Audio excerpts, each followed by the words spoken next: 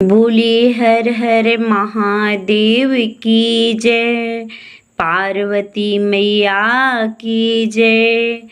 एक समय की बात है, पार्वती मैया और भोलेनाथ कैलाश पर्वत पर निवास कर रहे थे और आपस में बातें कर रहे थे।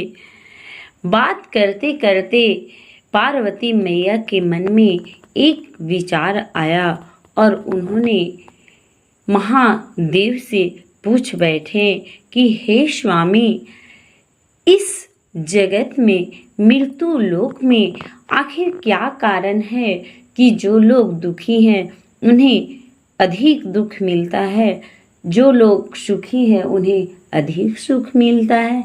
आखिर जिन लोग को दुख हुआ उन्हें और भी दुख होता है और जो लोग सुखी हैं उन्हें और भी सुख मिलता है। तो जो भोलेनाथ थे बोले कि गौरा देखो, वह मृत्यु लोक है।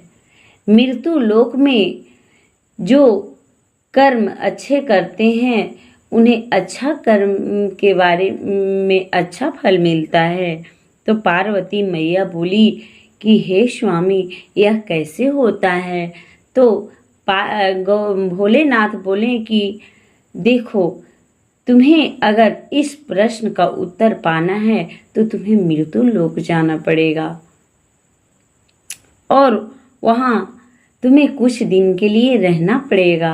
तो पार्वती मैया बोली कि ठीक है स्वामी, हम चलेंगे।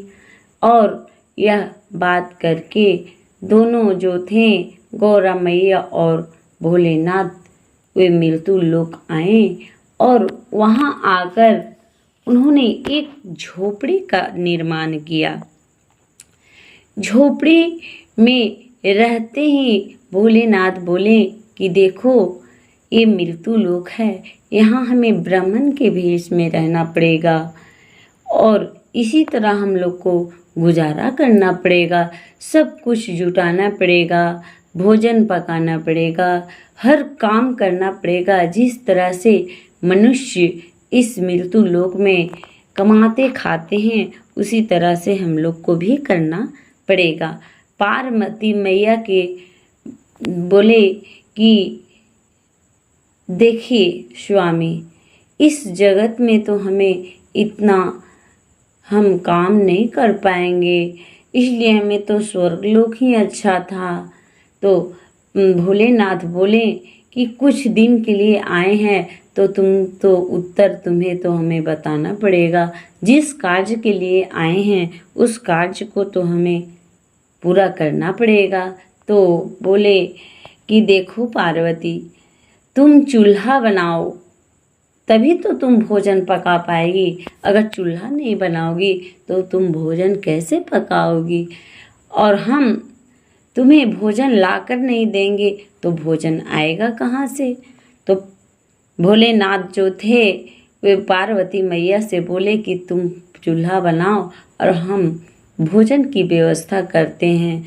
और यह बात करके भोलेनाथ जो थे वे झोपड़ी से निकलकर भोजन की व्यवस्था में लग गए और भोजन लाने के लिए चल गए।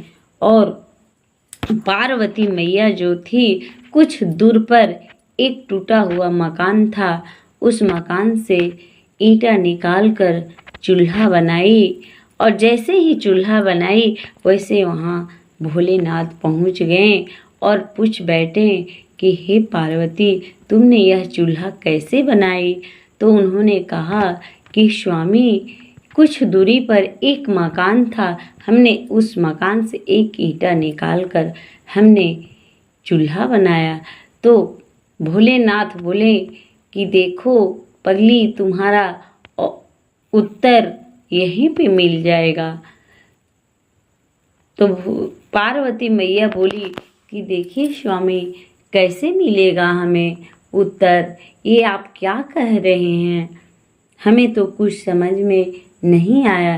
तो भोलेनाथ बोले कि देखो, जिस घर टूटा हुआ था, जो घर टूटा हुआ था उस घर से ही तुम ईंटा लाई, क्योंकि तुम अगल बगल से भी तो ला सकती थी ईंटा, क्यों नहीं लाई? आखिर टूटा हुआ घर से क्यों लाई? तो पार्वती मैया बोली कि हे स्वामी, देखिए ये घर सुंदर सजावट से भरा हुआ हरा भरा घर था, आखिर हम इसे क्यों कैसे बिगाड़ते? और वहाँ तो रुखड़ा हुआ ईंटा इधर से उधर निकला हुआ था, तो हमने आसानी से उसे निकाल कर ले आई और चूल्हा बना दी। तो भोलेनाथ बोले कि देखो पार्वती, उसी प्रकार से इस संसार में जो लोग अच्छे कर्म करते हैं और अच्छे कर्म करते हुए दूसरों को भलाई करते हैं, दिन दुखियों पर दया करते हैं और अच्छे कर्म करते रहते हैं, अच्छे कर्म करते हुए हमारा भजन भक्ति करते हैं, हमारा प्रचार करते हैं, हमारे चर्चा करते हैं, हम उन्हें दुख नहीं देते हैं। और जो हमारी बुराई करते हैं, हमारे बताए हुए मार्ग पर नहीं चलते हैं, हम उन्हें दुख देते हैं। जिस प्रकार से घर को सजाकर मनुष्य रखता है, तो उस घर को उबड़ा खाबड़ा नहीं बनाया जाता है, रंग पेंट अच्छा से करके रखता है, उसको घर नहीं बिगाड़ा जा सकता है।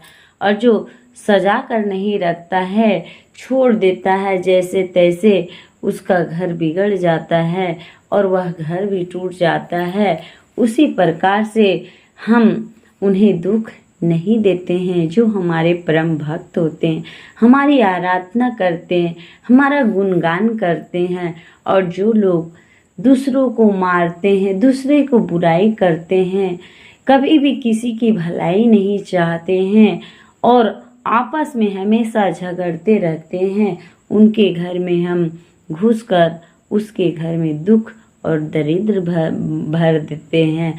और जिस घर में प्रेम ही प्रेम, प्रेम की गंगा बहती रहती है, मधुर की आवाज़ सुनाई पड़ती है, सत्संग की आवाज़ सुनाई पड़ती है, भजन कीर्तन की आवाज़ सुनाई पड़ती है, उस घर में हम सदा के लिए निवास हो जाते हैं।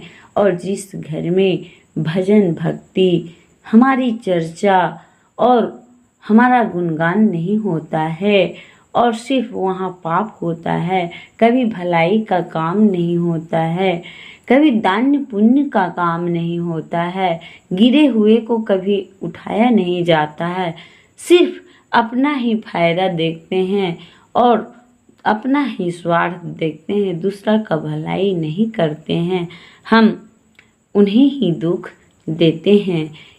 बोलिए हर हर महादेव की जय। इसलिए कहा गया है कि संसार में मनुष्य को अपना कर्म करना चाहिए, अपना कर्म से अड़िग नहीं होना चाहिए। इस संसार में मनुष्य का जीवन जो है बहुत अनमोल है। इस जीवन का आंका नहीं जा सकता है कि हमारे जीवन का कितना मूल्य है। जब हम एक सांस लेते हैं तो एक नया जन्म होता है। अगर हमारी सांस टूट जाती है तो हमारे शव को निकाल कर बाहर फेंक दिया जाता है। जिस प्रकार से टूटे फूटे बर्तन को बीग दिया जाता है, उससे मोह नहीं रखा जाता है, उसी प्रकार हमारा शरीर है। हमारे शरीर से कोई लगाव नहीं रहता है। हम कितनों भी कार्य कर ले इस संसार में, वह हमारे साथ नहीं जाता। कितनों बड़ा महल बना ले, वह हमारा साथ नहीं जाता, हमारा कर्म जाता है। हम जो इस संसार में भलाई किए, दूसरों को भलाई किए, दूसरों को बुराई किए, हम जो जगत में करते हैं वह हमारे साथ कर्म बन के जाता है। इसलिए हमें गलत कामों पर ध्यान नहीं देना चाहिए, अपना कर्म पर ध्यान देना चाहिए। बोलिए हर हर महादेव की जय, पार्वती मैया की जय।